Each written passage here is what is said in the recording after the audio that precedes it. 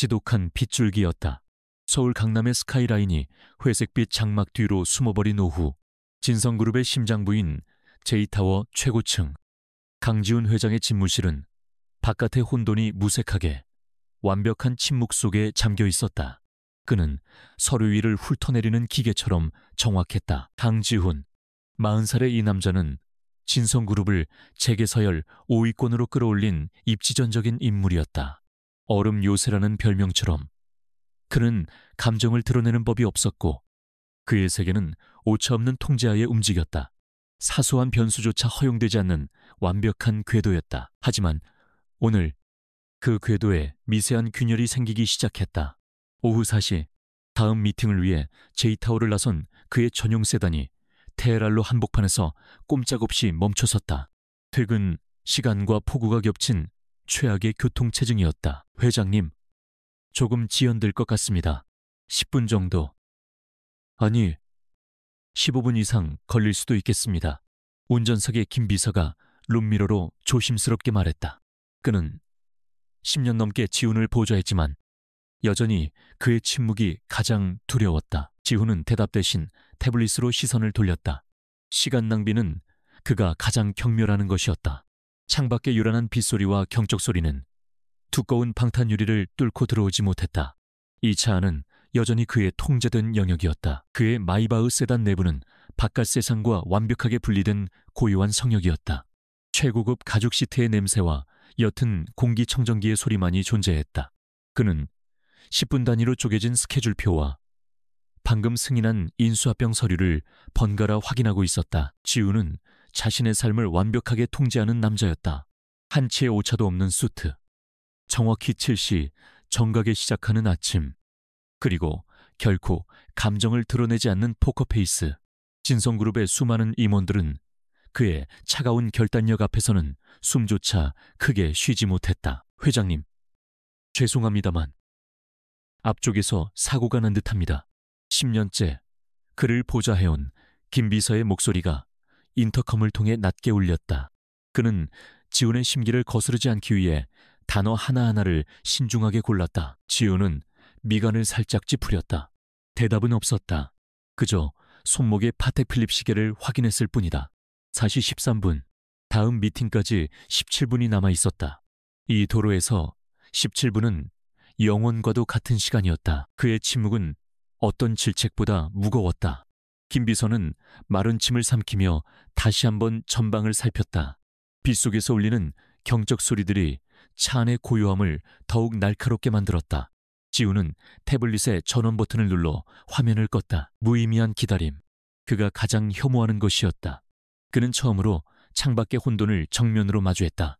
빗물에 젖은 네온 사인, 우산을 받쳐들고 종종 걸음치는 사람들. 그에게는 그저 의미 없는 풍경의 일부, 통제 불가능한 변수들일 뿐이었다. 차가 거북이 걸음으로 몇 미터 더 나아갔다. 그리고 다시 멈췄다. 하필이면 낡은 버스 정류장 앞이었다. 지훈의 시선은 정류장 지붕 밑에서 비를 피하고 있는 몇몇 사람들에게로 향했다. 그리고 그곳에서 그의 시선이 얼어붙었다. 한 여자와 그 여자의 손을 잡고 있는 작은 아이. 아이는 고작 7, 8살 정도로 보였다. 얇은 후드 티셔츠가 비에 젖어 몸에 축 늘어져 있었고 운동화는 흙탕물에 흠뻑 젖어 있었다. 처음 몇 초간은 그저 불쌍한 아이일 뿐이었다. 그러나 바로 그때 아이가 고개를 들었다. 아마도 엄마인 듯한 여자가 건네는 말을 듣는 것 같았다. 아이의 옆모습이 방탄 유리를 뚫고 지훈의 망막에 밝혔다. 시간이 멈췄다. 지훈의 머릿속에서 모든 사고가 정지했다. 날카롭게 뻗은 콧날, 아직 앳되지만 고집스러워 보이는 턱선, 그리고 빗물이 뺨을 타고 흐르는 것을 닦을 생각도 못하고 무언가를 노려보는 듯한 그 눈매. 그것은 우연이나 착각이 아니었다. 그것은 거울이었다. 수십 년의 시간을 거슬러 올라간 지독하게 가난하고 분노에 차 있던 어린 시절의 강지훈. 바로 그 자신이었다. 아이가 몸을 돌리자 정면이 보였다. 지훈은 숨을 들이마셨다. 불가능해. 그의 이성이 비명을 질렀다. 말도 안 돼. 하지만 그의 눈은 현실을 부정하지 못했다. 저 아이는 자신의 얼굴을 하고 있었다. 유전자의 무자비한 각인이었다. 김 비서는 룸미러로 지훈의 상태를 살폈다. 그는 지금 자신이 무엇을 보고 있는지 믿을 수 없었다. 지난 10년간 단 한 번도 무너진 적 없던 얼음 요새가 지금 창밖의 한 아이를 보며 미세하게 떨고 있었다. 지훈의 손에서 태블릿이 미끄러져 최고급 카펫 위로 떨어졌다. 둔탁한 소리가 정적을 갈랐지만 지훈은 그것을 인지하지 못했다. 그의 모든 신경이 저 작은 아이에게 집중되어 있었다. 아이는 추운 듯 팔을 감쌌다. 그 여자는 누구인가? 아이의 엄마인가? 지훈은 필사적으로 기억을 더듬었다. 하지만 흐릿했다. 10년 전, 아니 11년 전인가 그의 인생에서 유일하게 통제를 벗어났던 시기, 그의 첫사랑이자 그를 나락으로 밀어넣고 떠났던 여자, 서혜인. 설마. 아니야. 그녀는 모든 걸 버리고 떠났어. 지훈은 고개를 저으려 했지만 고개가 움직이지 않았다. 그 아이의 얼굴은 너무나도 강력한 증거였다. 그녀가 그를 속이고 그의 아이를. 차가 다시 서서히 움직이기 시작했다. 아이와 여자의 모습이 빌딩 모퉁이로 사라지려 했다. 지훈은 다급하게 자신도 모르게 목소리를 높였다. 멈춰. 김 비서는 화들짝 놀라 급히 브레이크를 밟을 뻔했다. 회장님, 여기서 멈추시면. 뒤따르던 경호 차량과의 통신이 즉각적으로 이루어졌다. 혼란스러운 신호가 오갔다. 차 돌려. 지훈이 말했다. 목소리는 얼음장처럼 차가웠지만 그 안에는 명백한 균열이 있었다. 아니, 지금 당장. 하지만 회장님, 여긴 중앙선. 김 비서가 당황해서 말했다. 그러나 지훈의 시선을 받고는 입을 다물었다. 그는 즉시 비상등을 켜고 경호팀에 무전을 쳤. 코드 1. 회장님 지시다. 즉시 차선 확보. 차가 불법적으로 유턴을 시도하는 동안 지훈은 이미 사라진 모퉁이를 노려보고 있었다. 그의 심장이 지난 20년간 단 한 번도 그런 적이 없었던 것처럼 격렬하게 뛰고 있었다. 통제불능의 상태였다. 하지만 그들이 모퉁이를 돌았을 때 정류장은 비어 있었다. 아이와 여자는 이미 빗속으로 사라진 후였다. 지훈은 주먹을 세게 쥐었다. 손톱이 손바닥을 파고드는 고통이 느껴졌다. 차 안에는 다시 무거운 침묵이 흘렀다. 김 비서는 감히 다음 목적지를 묻지 못했다. 그는 그저 지훈의 명령을 기다렸다. 지훈은 한참 동안 눈을 감고 있었다. 그리고 천천히 눈을 떴을 때 그는 다시 얼음 요새로 돌아와 있었다. 김 비서. 그의 목소리는 이제 평소의 냉정함을 되찾았지만 그 밑바닥에는 새로운 결의가 깔려 있었다. 네. 회장님, 방금 그 아이. 지훈이 창밖 비를 바라보며 말했다. 그의 눈동자에 빗줄기가 어른거렸다. 그 아이, 나를 닮았어. 김 비서는 아무 말도 하지 못했다. 그것은 더 이상 감상의 표현이 아니었다. 그것은 선언이었고 곧 떨어질 명령의 전조였다. 제이타워로 복귀한다. 미팅은 취소해. 지훈이 간결하게 말했다. 그리고 자네의 최정 예팀을 움직여 오늘 오후 4시 10분에서 20분 사이 이 버스 정류장, CCTV, 주변 상가, 모든 걸 뒤져. 무엇을 찾을까요? 김 비서가 조심스럽게 물었다. 그는 지훈이 단순한 변덕으로 이러는 것이 아님을 직감했다. 이것은 진성그룹의 비상사태와 맞먹는 심각성을 띠고 있었다. 지훈은 룸미러를 통해 김 비서를 바라보았다. 그의 눈은 서늘한 분노와 알 수 없는 혼란으로 이글거렸다. 방금 그 아이, 그리고 그 여자, 내일 아침까지 내 책상 위에 그들의 모든 것을 올려놔. 차가 다시 테헤란로의 경류 속으로 합류했다. 지훈은 넥타이를 살짝 풀었다.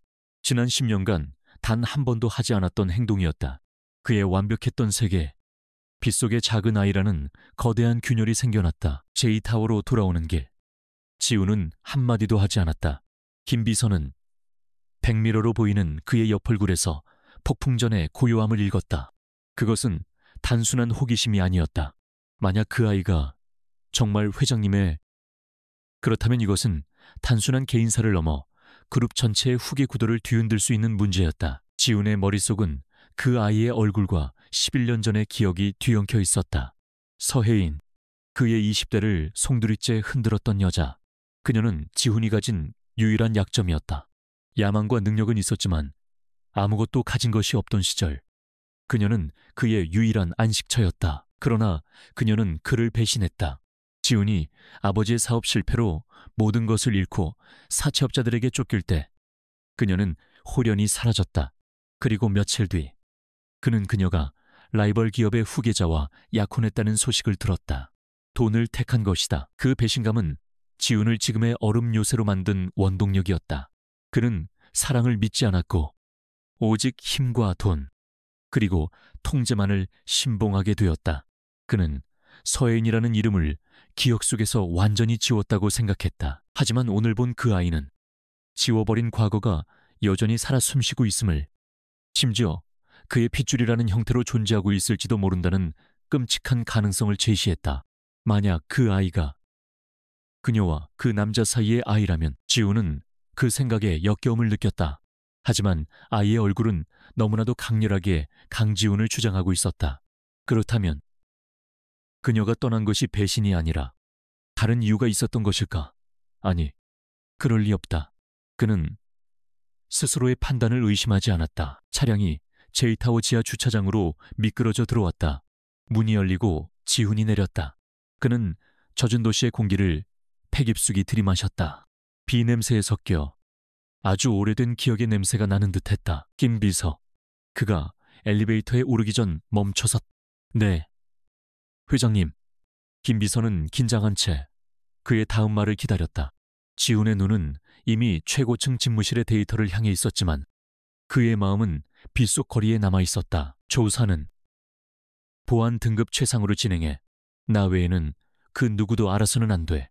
특히 태영그룹 쪽 최민환 회장 귀에 들어가는 날엔 자네와 나 둘 다 끝이야. 김비서는 등골이 서늘해지는 것을 느꼈다. 태영그룹, 진성그룹의 숙적이자 서혜인이 11년 전 선택했던 바로 그곳이었다. 그는 고개를 깊이 숙였다. 명심하겠습니다. 회장님. 엘리베이터 문이 닫히고 지훈은 완벽한 통제실로 다시 올라갔다. 하지만 그는 알았다. 오늘 그의 완벽하게 통제되던 세계의 축이 빗속의 그 작은 아이로 인해 돌이킬 수 없이 흔들리기 시작했다는 것을. 최고층 집무실은 여전히 고요했지만 지훈에게는 더 이상 평온하게 느껴지지 않았다. 그는 거대한 통유리창 앞에 서서 여전히 비가 내리는 서울의 야경을 내려다보았다. 수백만 개의 불빛이 발 아래 있었지만 지금 그의 머릿종일 그 작은 아이의 얼굴뿐이었다. 그는 자신의 판단력을 의심해 본 적이 없었다. 모든 결정은 데이터와 논리에 기반했다. 하지만 지금 그의 가슴을 치는 이 감정은 무엇인가?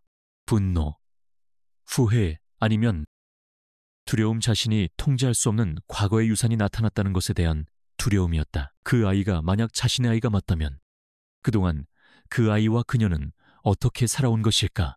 왜 하필 지금 그의 눈앞에 나타난 것일까? 우연일까? 아니면 의도된 접근일까? 11년 만에 나타난 서혜인의 복수극. 지훈의 눈이 차갑게 빛났다. 만약 그렇다면 그는 가만히 당하고 있지 않을 것이다. 그는 서혜인이든 혹은 그 뒤에 있을 태영그룹이든 자신의 것을 위협하는 존재는 누구라도 부숴버릴 준비가 되어 있었다. 그는 인터컴 버튼을 눌렀다. 법무팀장, 10분 내로 내 사무실로. 그는 전쟁을 준비해야 했다. 그것이 자신의 아이를 되찾기 위한 것이든 혹은 과거의 망령을 완전히 끊어내기 위한 것이든. 빗소리가 더욱 거세졌다. 다음 날 새벽 강지훈은 제이타워 펜트하우스의 침실에서 눈을 떴다. 평소와 같은 기상 시간이었지만 잠자리는 끔찍하게 불편했다. 단 1시간도 제대로 자지 못했다. 빗속의 그 아이, 자신을 놀랍도록 닮았던 그 작은 얼굴이 눈을 감을 때마다 망령처럼 떠올랐. 그는 샤워기에서 쏟아지는 차가운 물줄기를 맞으며 머릿속을 정리하려 애썼다. 감정은 사치이자 약점이었다. 그렇게 스스로를 단련시켜왔. 하지만 어젯밤 그의 가슴을 쳤던 그 생경한 감각은 이성으로 억누르기엔 너무나도 본능적이었다. 아침 7시 완벽하게 다려진 수트를 입은 지훈이 집무실에 들어섰을 때 김비서는 이미 모든 준비를 마친 채 그를 기다리고 있었다. 그의 얼굴은 평소보다 더 창백해 보였다. 지훈은 묻지 않았지만 김비서가 밤을 새웠다는 것을 알 수 있었다. 보고해. 지훈이 책상에 앉으며 말했다. 그의 목소리는 평소의 냉정함을 되찾았지만 그 안에는 조급함이 숨겨져 있었다. 김비서는 태블릿을 켜고 스크린을 지훈 쪽으로 돌렸다. 어제 오후 4시 13분 테헤란로 7번가 버스 정류장입니다. 화면에는 여러 각도에서 찍힌 CCTV 영상이 분할되어 나타났다. 비에 젖어 화질은 좋지 않았지만 어제 지훈이 보았던 그 모자의 모습이 흐릿하게 잡혀 있었다. 추적했습니다. 두 사람은 4시 18분경 340번 버스에 탑승했습니다. 김 비서가 화면을 넘겼다. 버스 내부 CCTV 영상이 나타났다. 아이는 창가에 앉아 있었고 여자는 그 옆에 서 있었다. 여자의 얼굴은 마스크와 모자에 가려져 제대로 보이지 않았다. 교통카드 내역을 조회했습니다. 서혜인, 35세. 그리고 아이의 카드는. 김 비서는 잠시 망설였다. 지훈의 눈빛이 칼날처럼 날카로워졌다. 강민우, 8세. 초등학교 1학년. 어머니의 성을 따랐습니다. 강민우. 지훈의 심장이 쿵 하고 내려앉았다. 강씨, 우연의 일치일까? 아니면 서혜인. 그 이름이 지훈의 혀끝에서 씁쓸하게 굴러다녔다. 11년. 그가 그 이름을 입에 올리지 않은 지 11년이 지났다. 서혜인. 그녀가 확실한가 지훈이 낮게 물었다. 네. 회장님. 주민등록번호 대조 결과 회장님께서. 김 비서는 말을 끝맺지 못했다. 알고 계시더니라는 말을 차마 덧붙일 수 없었다. 지훈은 눈을 감았다. 11년 전 그의 세상이 무너지던 날의 기억이 파편처럼 떠올랐다. 대학 도서관. 늦은 밤까지 함께 공부하던 시간들. 가난했지만 유일하게 행복했던 순간. 그 중심에는 항상 서혜인이 있었다. 그녀는 그의 빛이었다. 야망 때문에 독하게만 살았던 그를 유일하게 웃게 만들었던 여자. 하지만 그의 아버지가 부도를 내고 그가 하루아침에 빚더미에 올랐을 때 그녀는 가장 먼저 그를 떠났다. 그가 가장 절박하게 그녀를 필요로 할 때였다. 그녀는 편지 한 통을 남겼다. 미안해. 지훈 씨, 난 당신처럼 가난하게 살 자신이 없어. 그리고 며칠 뒤 그는 그녀가 태영그룹의 최민환과 약혼했다는 소식을 들었다. 그 배신감은 지훈을 지옥으로 밀어넣었다. 그 지옥에서 그는 지금의 강지훈으로 다시 태어났다. 그는 오직 성공만을 위해 달렸다. 결국 자신을 버린 여자와 그녀가 택한 남자가 속한 태영그룹을 뛰어넘어 지금의 진성그룹을 이룩했다. 그는 서혜인을 완벽하게 잊었다고 생각했다. 하지만 그녀가 돌아왔다. 그것도 강민우라는 이름에. 자신의 얼굴을 한 아이와 함께. 지훈은 태블릿 화면 속 흐릿한 여자의 형체를 노려보았다.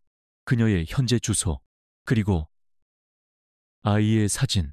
당장 시점은 서울의 반대편. 낡은 다세대 주택이 밀집한 어느 동네로 옮겨진다. 빗줄기는 약해졌지만 여전히 축축한 공기가 작은 반지하 방안을 맴돌고 있었다. 서혜인은 아들 민우의 젖은 운동화를 신문지로 채워넣고 있었다. 그녀는 여전히 아름다웠지만 11년의 세월은 그녀에게 깊은 경계심과 피로를 새겨넣었다. 그녀의 눈은 언제나 주변을 살피는 듯 불안하게 흔들렸다. 민우야, 어제 비 많이 맞아서 춥지는 않았어. 학교 가기 전에 약 먹자. 민우는 낡은 책상에 앉아 그림을 그리고 있었다. 아이는 말이 없는 편이었지만 눈빛만은 또렷하게 살아있었다. 괜찮아. 엄마, 나 안 추워. 아이는 그림에서 눈을 떼지 않고 대답했다. 혜인은 아들의 옆모습을 바라보며 가슴이 아려왔다. 저 콧날, 저 턱선. 아이가 자랄수록 그 사람의 모습이 진하게 드러났다. 그래서 혜인은 민우를 데리고 사람이 많은 곳에 가는 것을 극도로 꺼렸다. 어제 강남에서의 일은 순전히 사고였다. 민우의 학교 준비물을 사기 위해 잠시 들렀던 것뿐인데 하필이면 그런 폭우를 만났다. 그리고 버스 정류장에서 혜인은 어제 스쳐 지나갔던 검은색 마이바흐 세단을 떠올렸다. 그저 스쳐 지나간 차였지만 그 안에서 느껴지는 위압감은 혜인의 심장을 얼어붙게 만들었다. 그녀는 본능적으로 민우의 얼굴을 가리고 고개를 숙였다. 그녀는 지난 8년간 그렇게 살아왔다. 최민환의 그림자로부터, 그리고 강지훈의 기억으로부터 도망치며. 엄마! 민우가 그녀를 불렀다. 응, 아들. 혜인이 애써 미소를 지었다. 민우는 그림을 내밀었다. 그림 속에는 큰 성과, 성을 지키는 용, 그리고 성 안에서 웃고 있는 엄마와 아이가 있었다. 이건 뭐야? 혜인이 물었다. 우리 집이야. 용이 있어서 나쁜 사람들이 못 들어와. 민우가 말했다. 혜인은 아이를 끌어안았다. 그녀의 유일한 용은 바로 이 작은 아이였다. 그녀는 무슨 수를 써서라도 민우를 지켜야 했. 그녀는 8년 전 그날을 떠올렸다. 지훈이 모든 것을 잃고 절망하던 날. 그녀는 그에게 달려가고 싶었지만 최민환이 그녀를 막아섰다. 당시 태영그룹의 전무였던 최민환은 지훈의 대학 선배이자 가장 강력한 라이벌이었다. 최민환은 그녀에게 거래를 제안했다. 강지훈을 살리고 싶으면 내 여자가 돼. 그리고 그놈 앞에서 영원히 사라져. 그는 지훈의 아버지가 남긴 빚을 빌미로 지훈을 완전히 매장시킬 계획을 가지고 있었다. 혜인은 선택의 여지가 없었다. 그녀는 지훈을 살리기 위해 기꺼이 악마의 손을 잡았. 그녀는 지훈에게 모진 편지를 남기고 떠났고 최민원의 약혼녀가 되었다. 하지만 그녀는 이미 뱃속에 지훈의 아이를 품고 있었다. 최민원은 그 사실을 알고 분노했지만 오히려 그것을 이용하기로 했다. 그는 혜인을 자신의 별장에 감금했다. 이 아이는 내 아들로 태어날 거다. 강지훈을 향한 나의 가장 완벽한 승리이자 너를 올가맬 족쇄가 될 거야. 하지만 혜인은 출산을 몇 주 앞두고 필사적으로 탈출했다. 그녀는 그 이후로 8년간 이름과 주소를 바꿔가며 최민환의 추적을 피해 다녔다. 그녀는 민우에게 아빠에 대해 거짓말을 해야 했다. 아빠는 아주 먼 곳에 갔다고. 다시 제이타워. 지훈은 태블릿 화면을 응시하고 있었다. 김 비서가 가져온 민우의 학교 증명사진이었다.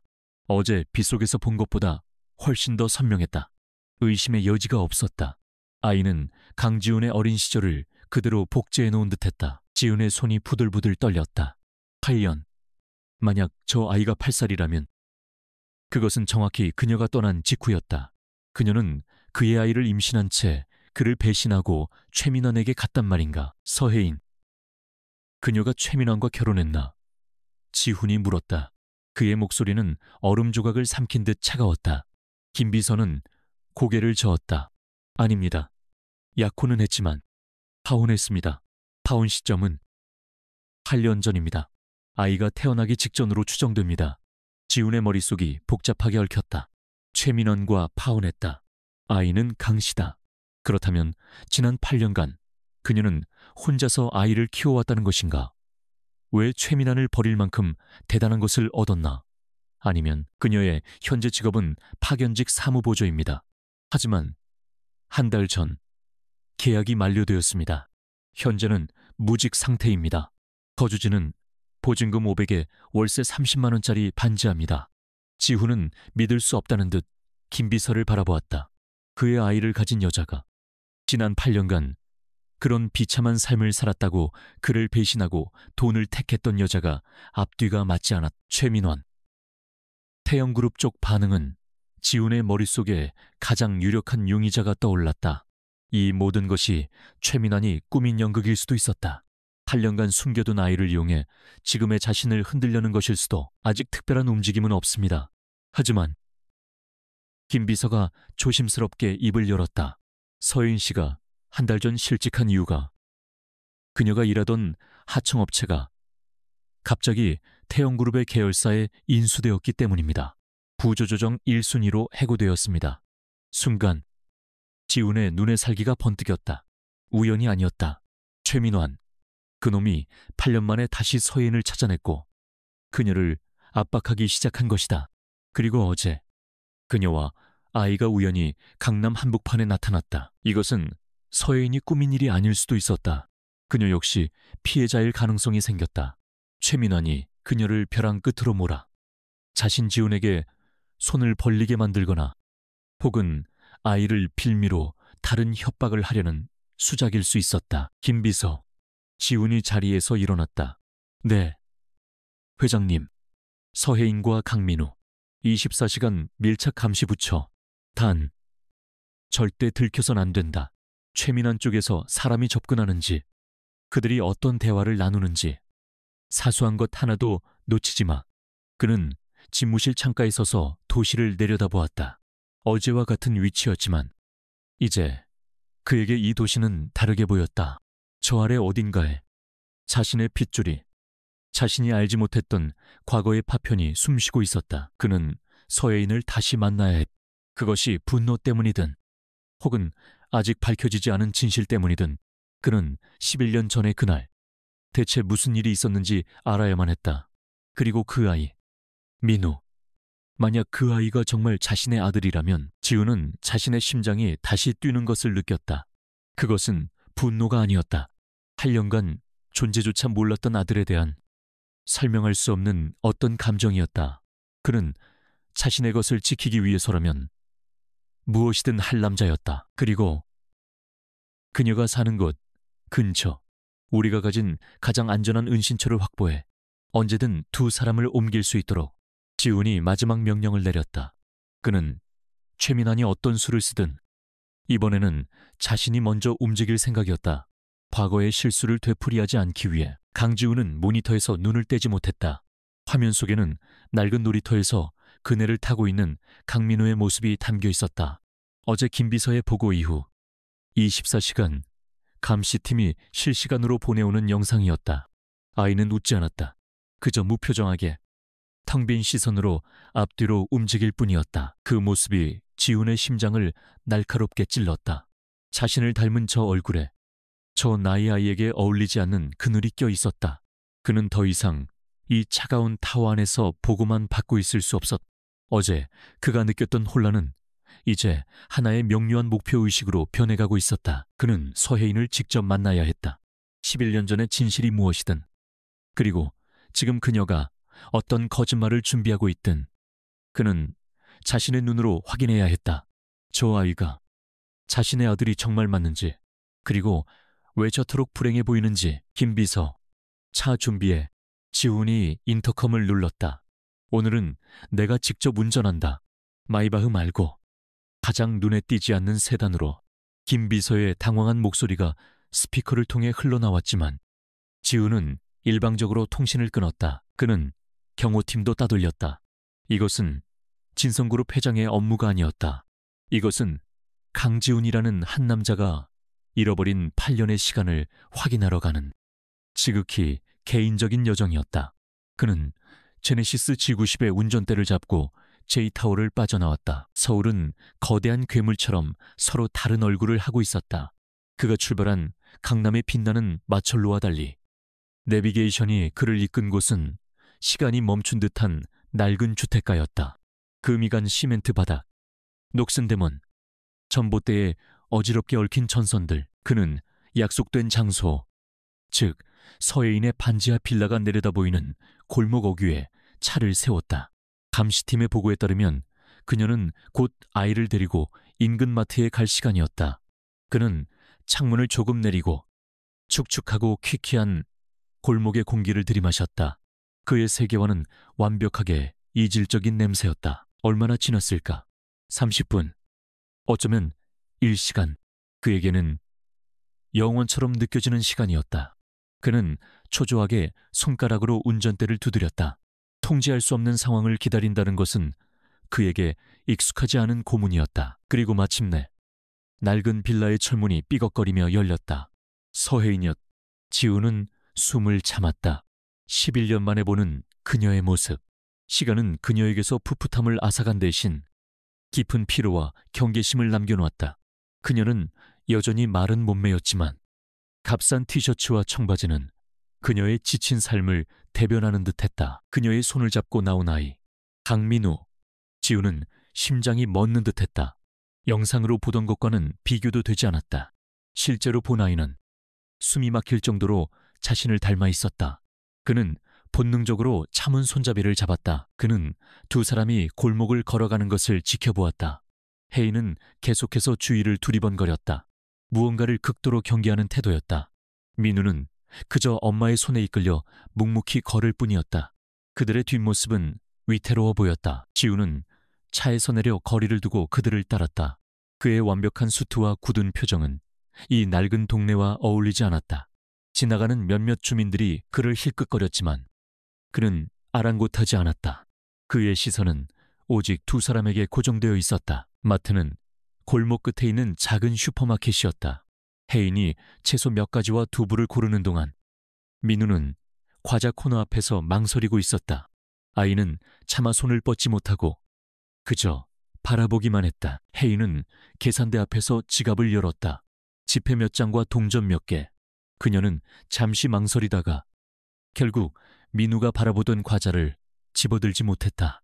그 모습에 지우는 가슴을 무언가로 얻어맞은 듯한 충격을 받았다. 자신의 아이 강지훈의 핏줄이 고작 과자 하나 때문에 망설이고 있었다. 그를 배신하고 돈을 택했던 여자는 어디 가고 생계에 허덕이는 초라한 여자만이 서 있었다. 분노가 치밀었지만 그보다 더 큰 혼란이 그를 덮쳤다. 혜인과 민우가 마트에서 나왔다. 지우는 그들이 돌아가는 길목을 막아섰다. 그는 더 이상 이 우연한 만남을 연기할 생각이 없었다. 그는 정면으로 부딪혀야 했다. 혜인은 땅만 보고 걷다가 자신의 앞을 가로막은 거대한 그림자의 고개를 들었다. 그리고 그녀의 눈이 지훈과 마주쳤다. 시간이 멈췄다. 혜인의 얼굴에서 모든 핏기가 사라졌다. 그녀의 손에서 장바구니가 떨어졌다. 두부와 사과, 몇 알이 바닥으로 굴러떨어졌다. 그녀의 동공이 공포로 가득 차 격렬하게 흔들렸다. 그것은 지훈이 예상했던 반응이 아니었다. 원망, 분노, 혹은 당황, 그 어떤 것도 아니었다. 그것은 마치 사냥꾼을 마주친 사슴처럼 생존을 위협받는 존재가 보이는 순수한 공포였다. 혜인. 지훈이 11년 만에 그녀의 이름을 불렀다. 그의 목소리는 그 자신도 놀랄 만큼 잠겨 있었다. 혜인은 본능적으로 민우를 자신의 등 뒤로 숨겼다. 그녀는 한 걸음, 두 걸음 뒷걸음질 쳤다. 누구세요? 사람 잘못 보셨어요. 그녀의 목소리는 공포에 질려 갈라져 나왔다. 지우는 급뻔한 거짓말에 실소했다. 11년이야. 혜인아, 내 얼굴을 잊었을 리가 없지. 그가 한 걸음 다가갔다. 혜인은 비명을 지르듯 소리쳤다. 오지 마세요. 저리 가요. 그녀의 격렬한 반응에 지우는 걸음을 멈췄다. 이 여자가 왜 이러는 거지? 그가 두려운 건가? 아니면 그 아이. 지훈의 시선이 그녀의 등 뒤, 겁에 질려 엄마의 옷을 꽉 붙잡고 있는 민우에게로 향했다. 그 시선을 느낀 혜인은 마치 어미 사자처럼 돌변했다. 그녀는 민우를 완전히 감싸 안으며 지훈을 노려보았다. 당신이 상관할 바 아니에요. 제발 그냥 가주세요. 우린 당신 같은 사람 몰라요. 내 눈을 봐. 서혜인. 지훈이 차갑게 말했다. 그의 인내심이 바닥나고 있었다. 저 아이, 내 아이야. 그 질문이 혜인의 마지막 방어선을 무너뜨렸다. 그녀의 눈에서 눈물이 폭포처럼 쏟아졌다. 하지만 그것은 슬픔의 눈물이 아니었다. 절망과 공포에 질린 울부짖음이었다. 아니에요. 절대 아니야. 내 아이야.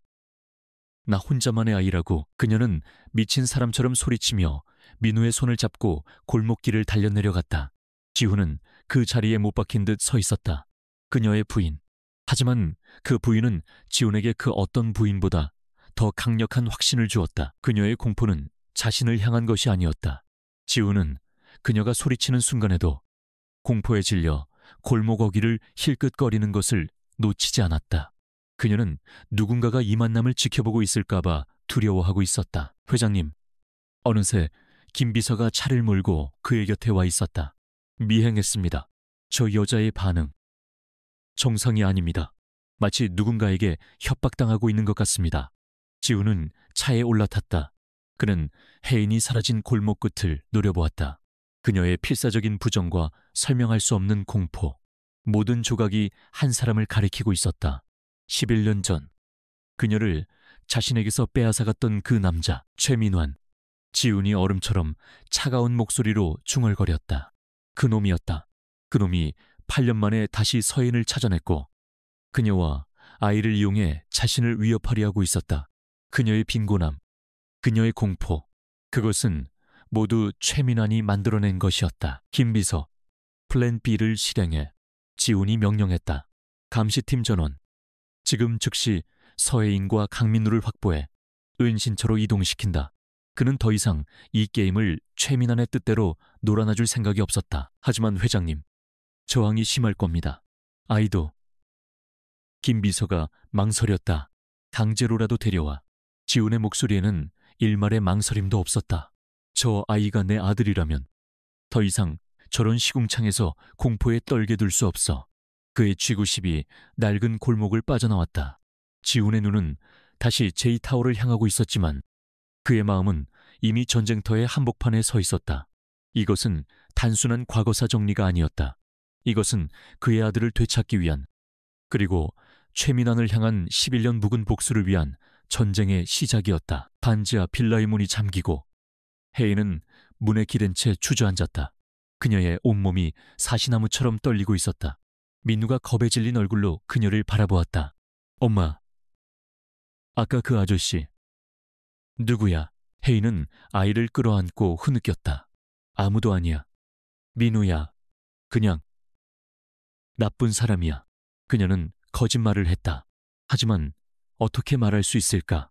방금 그 남자가 네가 매일 밤 궁금해하던 너의 아빠라고. 그녀의 공포는 강지훈 때문이 아니었다. 그녀는 최민원의 경고를 떠올렸다.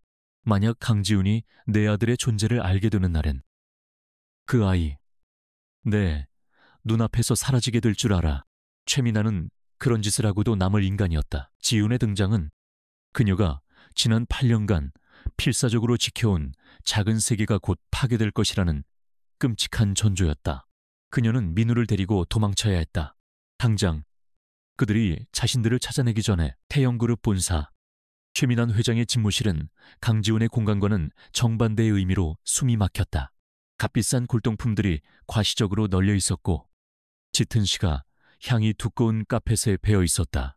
최민원은 마음에 들지 않는다는 듯 10년산 위스키 잔을 신경질적으로 돌리고 있었다. 그는 진성그룹과의 하늘테크, 인수전에서 연이어 패배를 맛보고 있었다.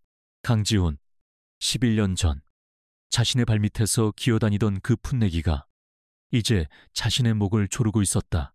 그 사실이 최민환의 자존심을 견딜 수 없게 만들었다. 그래서 강지훈 그놈이 또 우리 물량을 빼돌렸다는 건가? 그가 비서실장에게 으르렁거렸다. 비서실장은 땀을 닦으며 조심스럽게 다른 보고서를 내밀었다.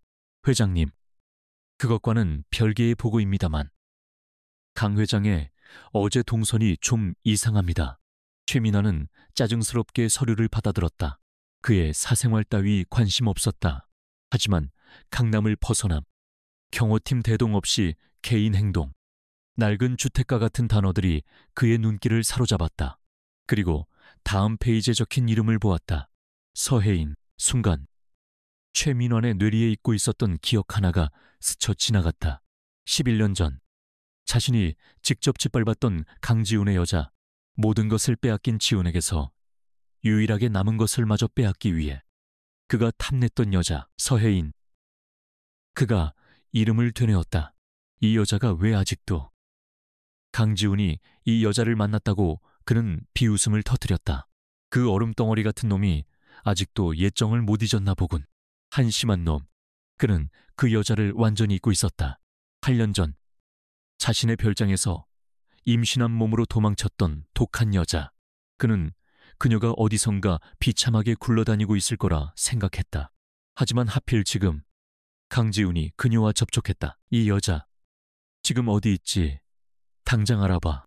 최민환이 명령했다. 그리고 강지훈이 왜 이 여자를 찾는지도, 혹시 내가 모르는 뭔가가... 그는 위스키를 한 모금에 털어넣었다. 불길한 예감이 스쳤다. 즉시 처리하겠습니다. 그런데 회장님, 방금 전 서혜인이 움직이기 시작했습니다. 강지훈과 접촉한 직후입니다. 어딘가로 도망치려는 듯합니다. 비서실장의 보고가 이어졌다. 최민환의 눈이 번뜩였다. 도망, 그 여자가 또 도망치게 둘 것 같아. 당장 잡아와. 내 앞에. 무슨 수를 써서라도. 그는 서예인이 강지훈에게 무슨 말을 했는지 혹은 무슨 약점을 쥐고 있는지 확인해야 했다. 그 시각 서예인은 미친 듯이 가방을 싸고 있었다. 강지훈의 등장은 그녀에게 사형 선고나 다름없었다. 지훈이 자신을 찾아냈다는 것은 곧 최민환도 자신의 위치를 알게 된다는 뜻이었다. 그 악마가 자신과 민우를 가만두지 않을 터였다. 민우야, 빨리. 빨리 옷 입어. 우리 이사 가야 해. 그녀의 목소리는 공포로 떨렸다. 민우는 불안한 엄마의 모습에 겁을 먹었지만 묵묵히 자신의 작은 가방을 챙겼다. 아이는 이런 갑작스러운 이사에 익숙해져 있었다. 그녀는 현금 몇 푼과 통장을 챙겨 들고 민우의 손을 잡았다. 그리고 반지하 방의 문을 열었다. 그러나 그녀가 골목으로 발을 내딛는 순간 그녀의 앞을 검은색 세단 2대가 가로막았다. 혜인의 심장이 얼어붙었다. 왔구나. 최민환. 그녀는 절망했다. 그녀는 민우를 뒤로 숨기며 뒷걸음질 쳤다. 차에서 내린 검은 정장의 남자들은 그러나 그녀가 예상했던 거친 조폭의 모습이 아니었다. 그들은 빈틈없고 냉정했으며 프로페셔널했다. 서혜인 씨, 그리고 강민우 군, 맞으십니까? 리더로 보이는 남자가 낮고 침착한 목소리로 물었다. 그들은 진성그룹의 보안팀, 강지훈이 보낸 플랜 B였다. 혜인은 이들이 최민원의 사람이 아니라는 것을 직감했지만 그것이 더 큰 공포로 다가왔다. 강지훈, 그가 자신을 강제로 데려가려 하고 있었다. 싫어요. 오지 마세요. 우린 아무 데도 안 가요. 그녀가 비명을 지르며 민우를 데리고 반대편으로 뛰려 했지만 이미 다른 팀원들이 퇴로를 막고 있었다.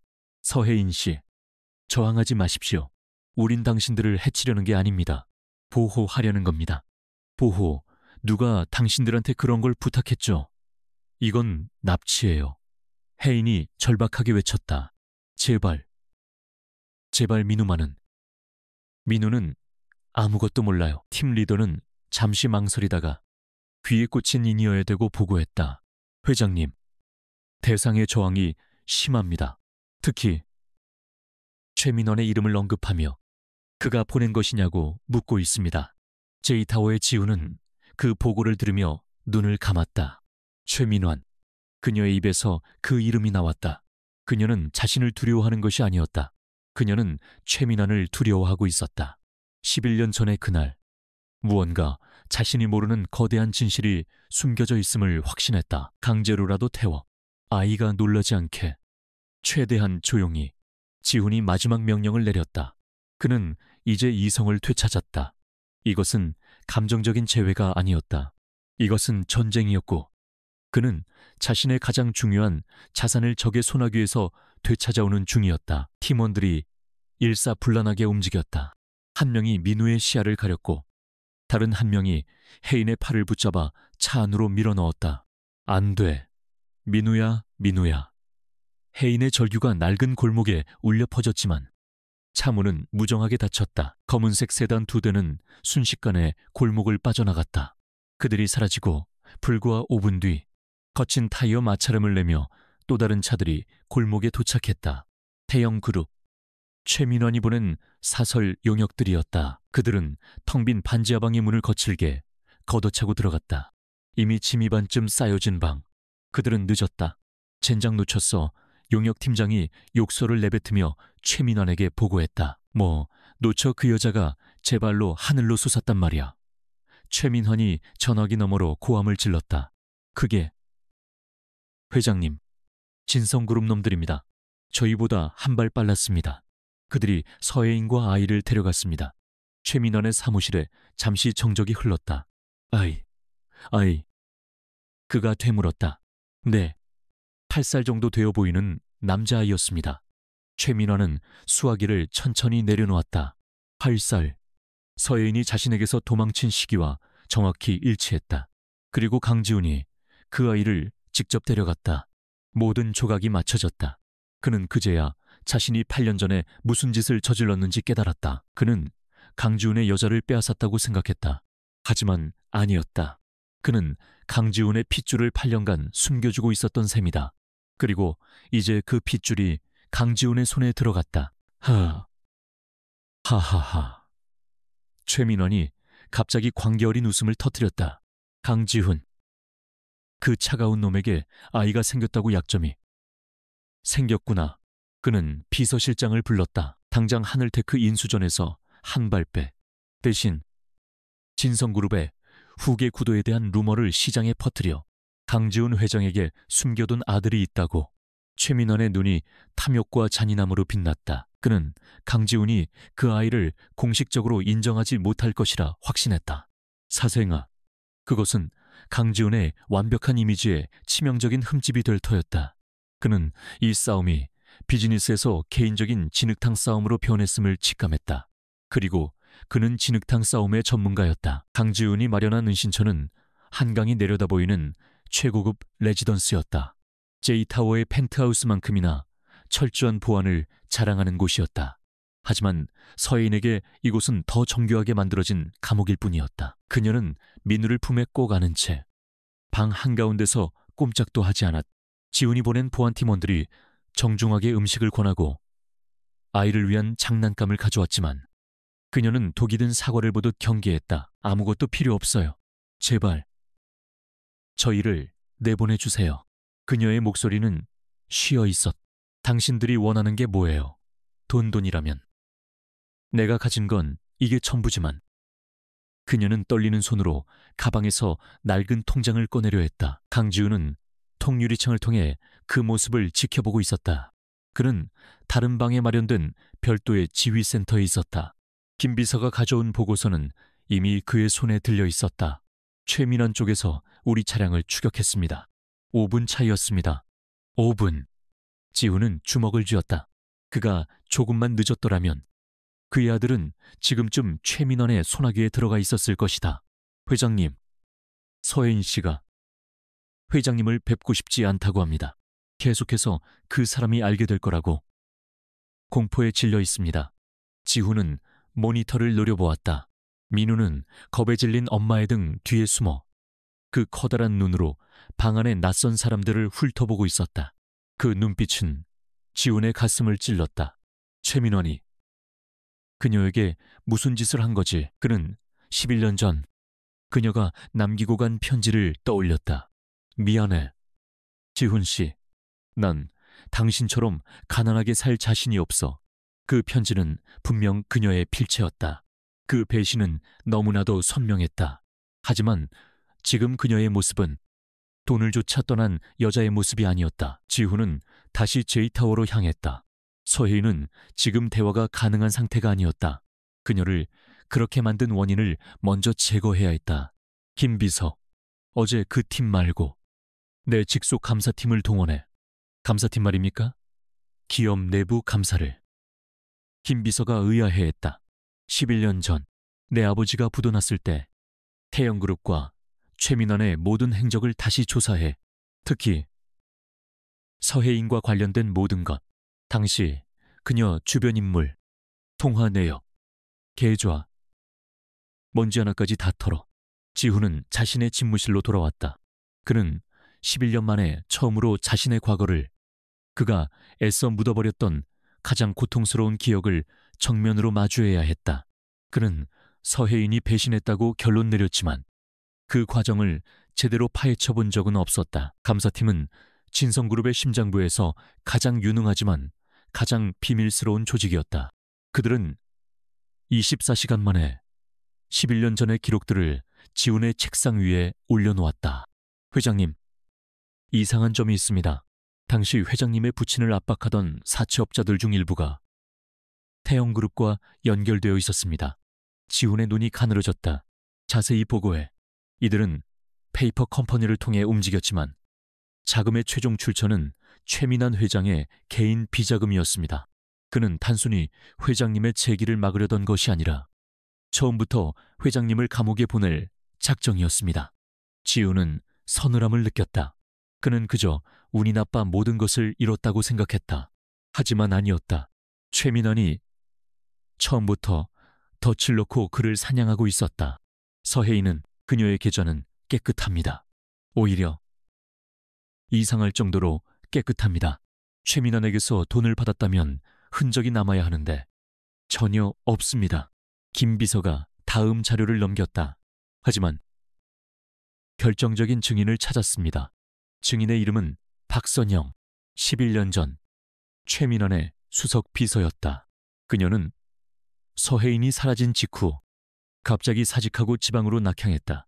감사팀이 그녀를 찾아냈을 때 그녀는 극도의 불안 증세를 보였다. 지훈은 직접 그녀를 만나러 갔다. 강원도의 한적한 시골 마을. 지훈의 검은색 세단이 좁은 논두렁길을 가로질러 낡은 기와집 앞에 멈췄다. 박선영은 50대 중반의 초췌한 여인이 되어 있었다. 그녀는 강지훈이라는 이름을 듣자마자 문을 잠갔다. 모르는 일입니다. 전 아무것도 몰라요. 제발 절 그냥 내버려 두세요. 그녀의 반응은 서혜인과 똑같았다. 최민환이라는 이름이 들이운 공포였. 지우는 문을 사이에 두고 차갑게 말했다. 박선영 씨, 당신이 11년간 숨어 산 이유. 최민환이 두려워서겠지. 하지만 이젠 내가 왔어. 내게 진실을 말해준다면 남은 평생 최민환이 당신 그림자도 못 밟게 해주지. 하지만 입을 다문다면 난 당신을 최민환의 공범으로 간주할 거야. 그의 목소리에는 거부할 수 없는 위압감이 실려 있었다. 잠시 후 문이 천천히 열렸다. 박선영은 모든 것을 포기한 사람처럼 그를 안으로 들였다. 제가 다 말씀드리겠습니다. 그녀는 11년간 묵혀온 비밀을 털어놓기 시작했다. 그녀의 목소리는 죄책감으로 떨리고 있었다. 그녀의 증언은 지훈이 알고 있던 모든 것을 뒤집어 엎었다. 11년 전 지훈의 아버지가 부도났을 때 최민원은 광적인 기쁨을 감추지 못했다고 했다. 그는 지훈을 완벽하게 짓밟을 기회라고 여겼다. 최전무. 아니, 최 회장은 서혜인 씨를 불렀습니다. 당시 서혜인 씨는 회장님을 돕기 위해 사방팔방으로 돈을 구하러 다니고 있었습니다. 최 회장은 그 절박함을 이용했습니다. 최민아는 혜인에게 두 가지 선택지를 주었다. 하나는 위조된 서류였다. 지훈의 아버지가 남긴 빚을 지훈에게 전가하고 그를 횡령 및 사기 혐의로 감옥에 보낼 수 있다는 협박이었다. 최 회장은 말했습니다. 네가 강지훈 곁에 남는다면 저놈은 내일 당장 감옥에서 썩게 될 거다. 하지만 박선영은 차마 말을 잇지 못했다. 하지만 지훈이 다그쳤다. 하지만 서혜인 씨가 강지훈을 버리고 자신의 약혼녀가 된다면 자신이 그 빚을 정리해주고 강지훈을 살려주겠다고 했습니다. 지훈은 숨이 멎는 것 같았다. 그녀가 떠난 것은 배신이 아니라 자신을 살리기 위한 거래였다. 서혜인 씨는 거부했습니다. 하지만 최 회장은 이미 지훈 씨 주변에 거짓 소문을 퍼뜨리기 시작했습니다. 서혜인 씨가 돈 많은 남자들을 만나고 다닌다는 그리고 결정적으로 최민아는 혜인이 보는 앞에서 지훈의 아버지를 찾아온 사채업자들에게 전화를 걸어 당장 집행하라고 명령했다. 혜인은 지훈이 실제로 위험에 처했다고 믿을 수밖에 없었다. 그녀는 울면서 조건을 받아들였습니다. 단 하나의 조건. 절대 강지훈이 진실을 알게 해서는 안 된다는 것. 그가 자신을 그저 돈 때문에 떠난 나쁜 여자로 기억하게 해달라고. 그게 그녀의 마지막 부탁이었습니다. 그 편지, 가난하게 살 자신이 없다는 그 잔인한 편지는 최민환이 시키는 대로 그녀가 피눈물을 흘리며 직접 쓴 것이었다. 박선영의 고백이 끝났을 때 지훈은 아무 말도 할 수 없었다. 그의 완벽했던 세계, 그가 지난 11년간 쌓아올린 얼음 요새는 그 기반부터가 거짓이었다. 그를 만든 것은 배신감이 아니었다.